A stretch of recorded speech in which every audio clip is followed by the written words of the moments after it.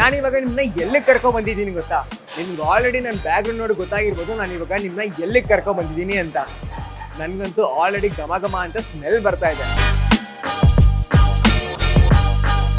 ಸುಮಾರು 74 ವರ್ಷಗಳಿಂದ ನಮ್ಗೆಲ್ಲರಿಗೂ ಕೂಡ ಸ್ವೀಟ್ ಬಿಸ್ಕೆಟ್ ಆಗಿರ್ಬೋದು, ಸಾಲ್ಟ್ ಬಿಸ್ಕೆಟ್ ಆಗಿರ್ಬೋದು, ಬೆಣ್ಣೆ ಬಿಸ್ಕೆಟ್ ಆಗಿರ್ಬೋದು, ಕೇಕ್ ಆಗಿರ್ಬೋದು, ಬ್ರೆಡ್ ಆಗಿರ್ಬೋದು, ಈ ತರ ತುಂಬಾ ಬೇಕರಿ ಐಟಮ್ಗಳನ್ನ ತುಂಬಾ ಟೇಸ್ಟಿಯಾಗಿ ಸರ್ವ್ ಮಾಡ್ತಿರುವಂತ the OG warriors and sons ಬೇಕರಿಗೆ ಇವತ್ತು ನಾನು ಬಂದಿದ್ದೀನಿ.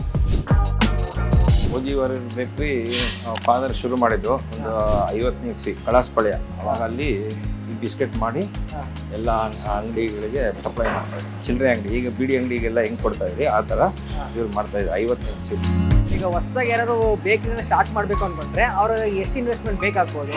ಎಸ್ಟಿಮೇಟ್ 0 ಇದ್ರೆ ಸಾಕು, ಸಾಲಾಗಿಲ್ಲ ತರದೇ ಮಾಡಿ ಅಷ್ಟೇ. ಯಾವೆಲ್ಲ ಸೆಲೆಬ್ರಿಟಿಗಳು ಬಂದು ಹೋಗಿದ್ದಾರೆ ಸರ್? ನಮ್ಮ ಡಾಕ್ಟರ್ ರಾಜ್ಕುಮಾರ್ನ ನಮ್ಮ ಬೇಕ್ರಿ ಮುಂದೆನೇ ಫಸ್ಟ್ ಟೈಮ್ ನೋಡ್ತಾ ಇರೋದು, ಅಲ್ಲೇ ನೋಡಿದ್ದು.